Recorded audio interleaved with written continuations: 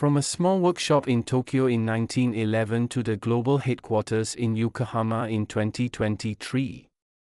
From a wartime military factory to the podium at Le Mans. Nissan. The name that makes the blood of car fans run hot. How did it get here? Let's start in 1911. The Xinhai Revolution hadn't broken out yet, and the last emperor of China had just taken his throne. In the Asabo district of Tokyo, a mechanical engineer named Masujiro Hashimoto, full of passion, founded the Kaishinsha, the Rapid Society. Hashimoto was no ordinary craftsman. He had worked for Japan's railway agency, traveled overseas to study Western manufacturing, and returned to Japan to find a truth he couldn't accept. The streets of Tokyo were filled with cars from America and Europe. Fords, Buicks, Mercedes-Benz. Not a single Japanese-made car. We can't keep buying other people's cars forever. That was Hashimoto's creed. Kaishinsha started with just a dozen or so men in a shed that looked more like a blacksmith's forge. But out of those humble conditions, in 1914, they launched Japan's first truly domestically produced passenger car. They called it the DAT. The name DAT came from the initials of three key investors, Dan Kanjiro, Aoyama Rokuro, and Takeuchi Meitaro. The car was powered by a 1.3-liter four-cylinder engine making a whopping 10 horsepower. That sounds like less than an electric scooter today. But back then, it was a point of pride for Japanese industry. The DAT laid the first spark for Japan's auto industry. But entrepreneurship was never easy. Kaishinsha soon ran into money trouble. Hashimoto was forced out, the company restructured multiple times, and in 1925 it became the DAT Automobile Company. The real turning point came in 1931. That year, DAT launched a small car called the Datsun. The name is charming, son of DAT. The Datsun was aimed at ordinary Japanese families. It was cheaper, more fuel-efficient, and easier to drive than the DAT. This car would later become the bedrock of Nissan. The Datsun name kept shining in global markets right up until the 1980s. But a much bigger player was about to enter the stage.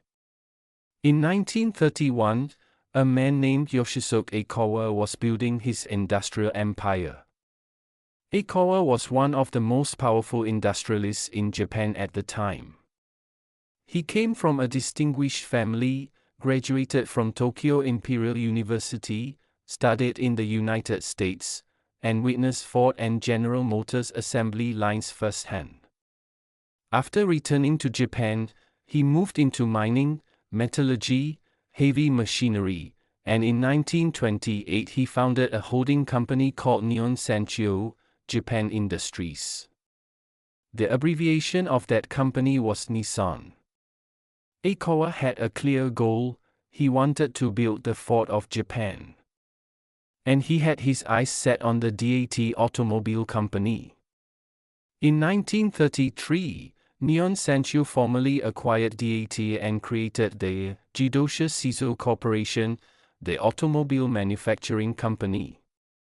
A year later, the company changed its name to Nissan Motor Company.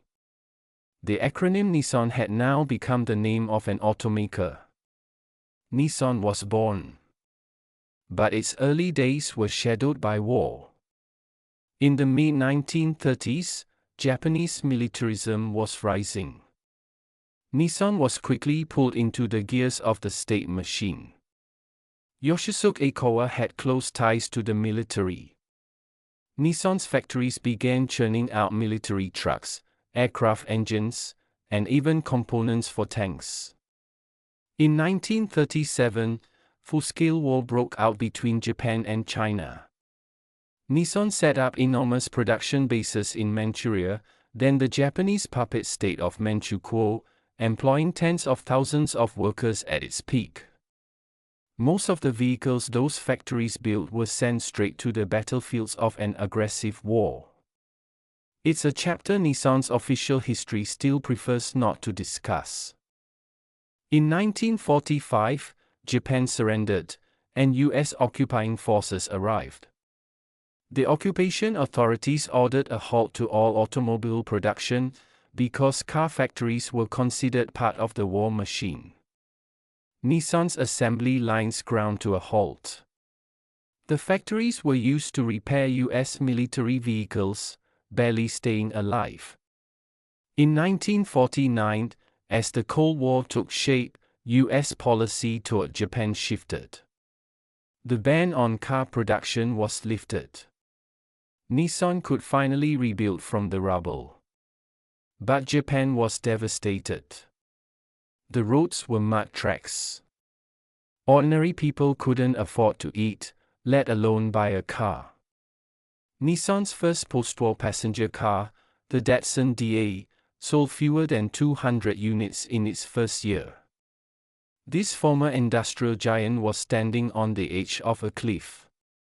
But the Japanese have never been afraid to start from zero. In the 1950s, Nissan made a pivotal strategic choice. Instead of trying to go it alone, it chose to partner with a stronger player. In 1952, Nissan signed a technical cooperation agreement with Britain's Austin Motor Company. Austin licensed Nissan to produce the A40 sedan at its Japanese plants, providing complete engineering drawings and technical support. This partnership was nothing less than an industrial revolution for Nissan. By assembling Austin cars, Nissan's engineers learned advanced Western manufacturing techniques, quality control systems, and, most importantly, how to design a truly reliable engine. In the 1960s, Nissan began absorbing that knowledge and building its own R&D capability. In 1967, Nissan introduced the L-series engine family.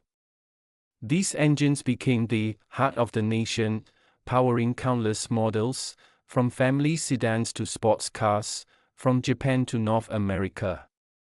But the cars that truly elevated Nissan to godhood came next. In 1969, Nissan launched the Datsun 240Z, a car that shut the Western world up. Before it, enthusiasts saw Japanese cars as cheap toys and tin cans. The 240Z was different. It packed a 2.4-liter inline-six making 150 horsepower, a 5-speed manual transmission, rear-wheel drive, and could sprint from 0 to 60 miles per hour in just 8 seconds. Its performance was toe-to-toe with the Porsche 911 and the Jaguar A-Type, but its price was half of theirs. The day the 240Z went on sale in America, dealers had to push back the crowds. Car and Driver magazine wrote, "The Japanese have built a real sports car." The 240Z opened the door to the world. And Nissan didn't stop. In 1966, Nissan absorbed Prince Motor Company. The key assets from their acquisition were two names, Skyline and Gloria. The former would become the most legendary lineage in JDM history. In the 1980s, the Silvia, 180SX, 200SX, Pulsar GTIR, Nissan's sports car family exploded. These cars not only dominated racetracks, but more importantly, they defined a culture, drifting. When Keiichi Tsuchiya slid his modified AE86 down mountain passes, few people noticed an inconvenient truth: the carmaker that truly turned drifting into an art form was Nissan. The Silvia's suspension geometry, rear differential, steering angle, they were born to slide sideways. Then came the 1973 oil crisis. Crude prices quadrupled virtually overnight. America's V8 muscle cars became gas-guzzling dinosaurs. And Nissan's small, fuel-efficient, durable cars hit the moment perfectly. The Datsun 510, 240Z, 610, they flooded the US market. Nissan's US sales shot up from 150,000 units in 1970 to 500,000 by 1975. For the first time, Japanese automakers truly threatened Detroit's Big Three. In 1984, Nissan built its European factory in Sunderland, England, the first Japanese car plant in Europe. Sunderland later became one of Nissan's most successful overseas factories, with annual capacity exceeding 500,000 cars, exporting to 70 countries.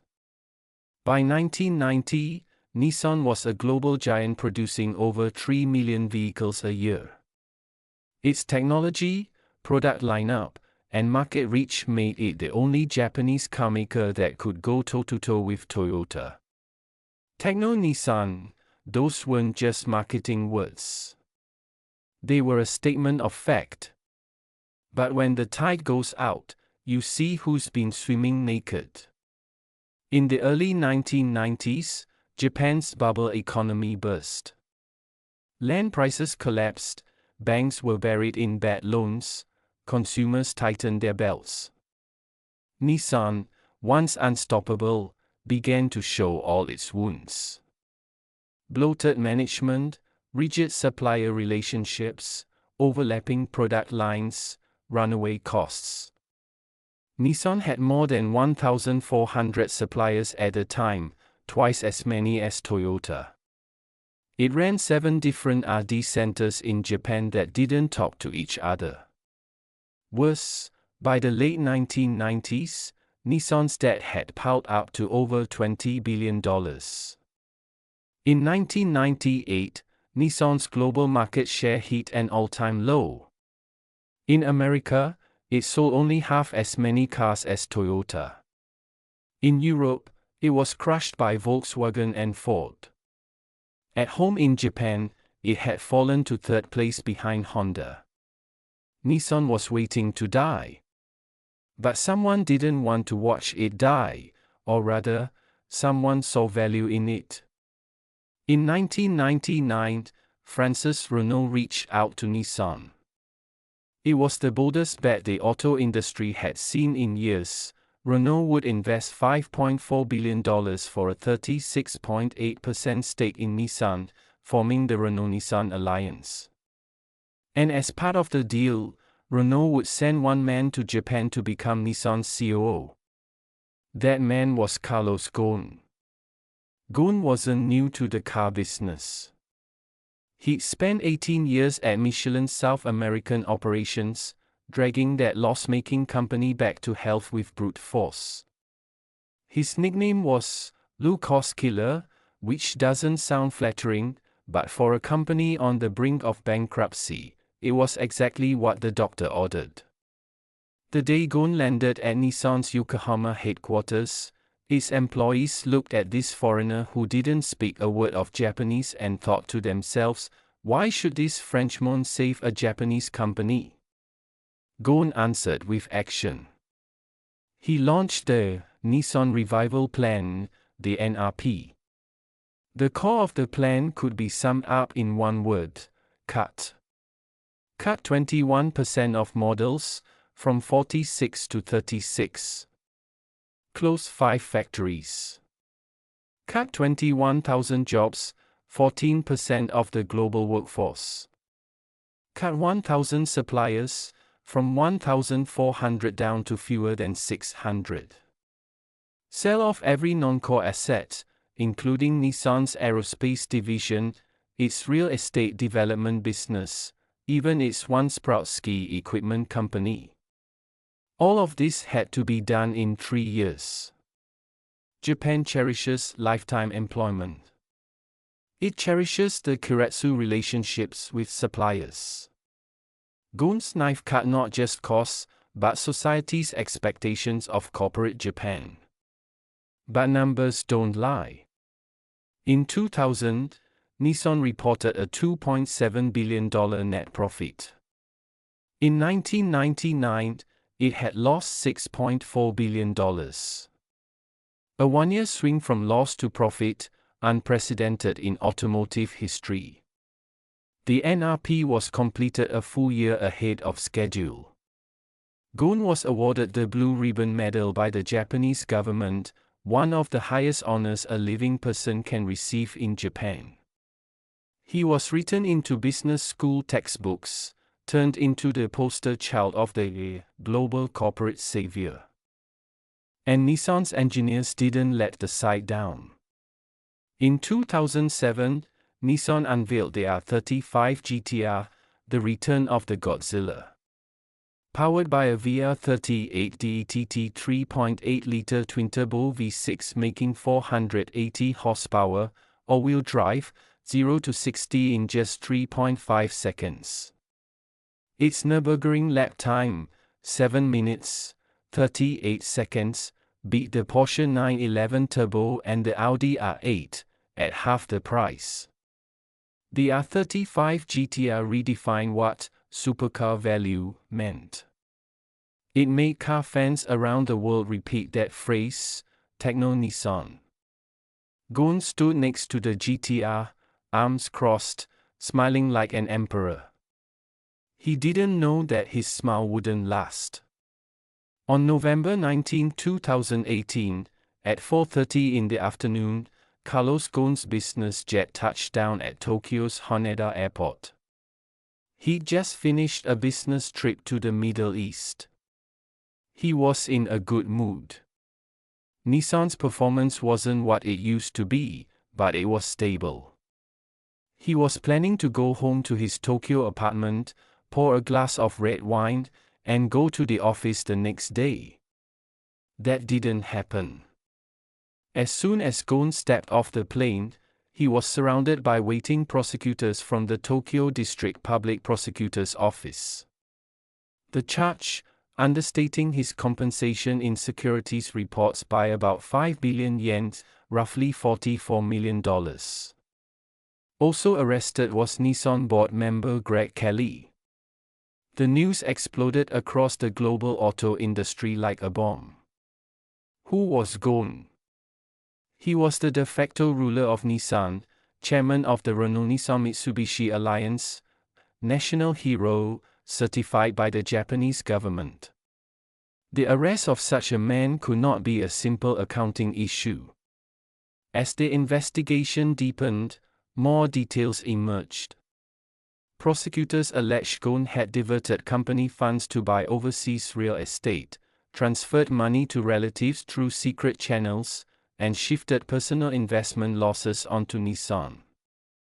Ghosn denied everything, calling it a conspiracy and betrayal by Nissan's senior management.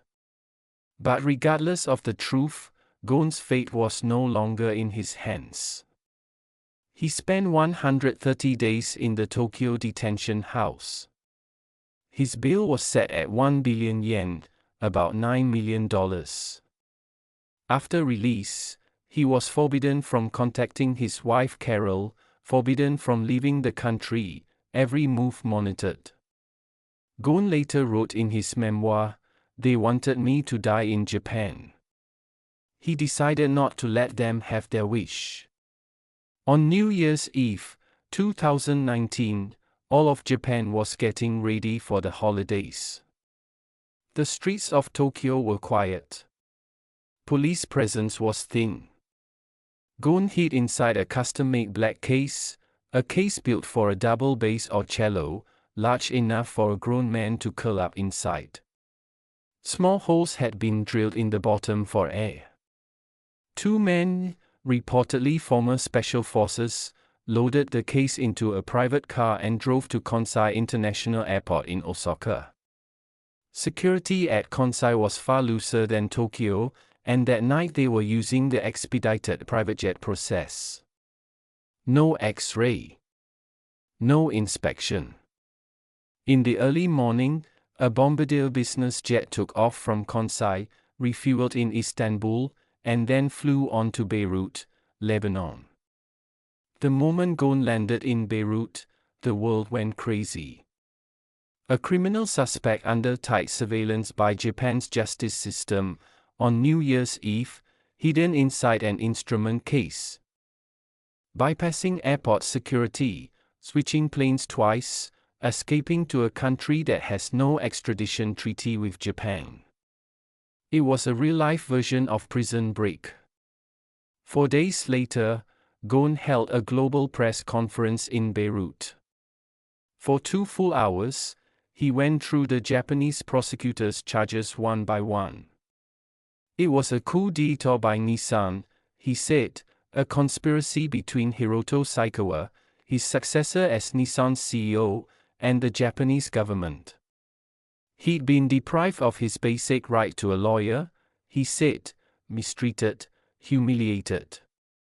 I did not flee justice, Ghosn said, I fled injustice. How much of Ghosn's story is true is still hotly debated. But one fact no one can deny, the moment Ghosn escaped, Nissan's stock hit a 10-year low. The fallout from the Ghosn affair was worse than anyone imagined. Nissan's power structure, built during the Ghosn era, collapsed overnight. His successor, Hiroto Saikawa, lasted less than a year before resigning over his own compensation issues. The next 2 CEOs, Makoto Uchida and Ashwani Gupta, struggled to navigate the massive internal strife. In fiscal 2019, Nissan's global sales fell to 4.36 million units, the lowest in 7 years. Net profit plunged 95%, to just $340 million. For comparison, Toyota's net profit that same year was $19 billion. Nissan announced global job cuts of 12,500 and closed multiple plants, including its factory in Barcelona, Spain. That escape in an instrument case became the most absurd and most tragic page in Nissan's 100-year history. In 2020, Makoto Uchida officially took over as Nissan's CEO. He was a Nissan lifer, having joined the company in 1999 and performed well in both the Chinese and US markets. He was facing a mess. And Uchida's approach was completely different from Ghosn's. He didn't say cut. He said transformation. In November 2021, Nissan unveiled its new strategic blueprint, Nissan Ambition 2030. The core of the plan was just one word: electrification.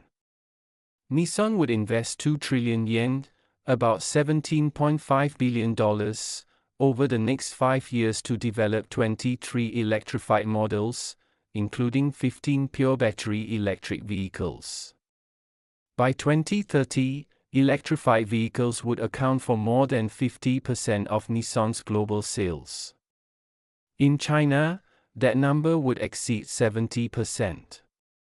And underpinning this push was a technology that Nissan called its black magic, all-solid-state batteries. Traditional lithium-ion batteries use liquid electrolytes. They have limited energy density, long charging times, and a risk of fire. All-solid-state batteries replace the liquid electrolyte with a solid material. They double the energy density, cut charging time to under 15 minutes, and are much safer. Nissan claimed it had completed the R&D phase for its solid-state batteries. The plan was to build a pilot line in Yokohama in 2024 and put them into mass-produced cars by 2028, at which point, Nissan said, its EVs would be price competitive with gasoline cars. That's ambition. That's a gamble. Toyota, Volkswagen, GM, all of them are racing to develop solid-state batteries. Whoever mass produces first will win. And the concept cars, Max Out and Surf Out, showed another side of Nissan's ambition. It didn't just want to build practical EVs. It wanted to build fun EVs. The Maxout is a two-seat roadster, low and sleek, with a drag coefficient as low as it gets. The cockpit is inspired by a game controller. The Surfout is an electric pickup with 4 independently driven wheels, capable of light off-roading. The first pays homage to Nissan's sports car heritage. The second targets the hottest market in North America. In 2022, Nissan launched the Aurier, the first global model built on the CMF-EV dedicated electric platform. Its looks are like an electric version of the Murano, but lower, sharper. The flat floor interior gives it as much space as an MPV. The Aurier isn't the fastest EV, nor does it have the longest range. But it is a very Nissan EV, comfortable, quiet, like a thoughtful old friend. It doesn't have Tesla's radical minimalism or the ostentatious luxury of a Mercedes-Benz EQS. It's simply a car that makes you feel, the engineers were really thinking about me. Makoto Uchida once said in an interview, Nissan's DNA is not about chasing ultimate speed. It's about giving the driver peace of mind. That, perhaps, sums up Nissan's current direction. It's no longer trying to fight everyone at once. It's going back to what it does best, building cars with heart. From Masujiro Hashimoto's tiny workshop in Tokyo in 1911 to Makoto Uchida's difficult global voyage in 2023, Nissan has walked a path of 112 years. In those 112 years, it rose from the rubble of war. It conquered the markets of America and Europe. It created the GTR, a car that can make car fans around the world weep. It also came to the brink of bankruptcy, was saved by a Frenchman, and then torn apart by the same man. It was a technology fanatic. It was also a prisoner of power. It was an icon of JDM. It was also a stage for corporate coups. Toyota is Japan's pride. Honda is the crazy engineer. And Nissan is the one that has seen the highest highs and the lowest lows, the one you love and hate at the same time. Its greatest enemy was never Toyota. Never Tesla. It was always itself. The electric wave has already arrived.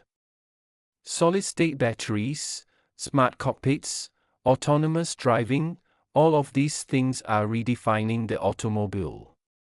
Nissan's engineers swear with confidence that they are ready. We don't need to rush to a verdict. Let the cars do the talking. What's your favorite Nissan? Let us know in the comments.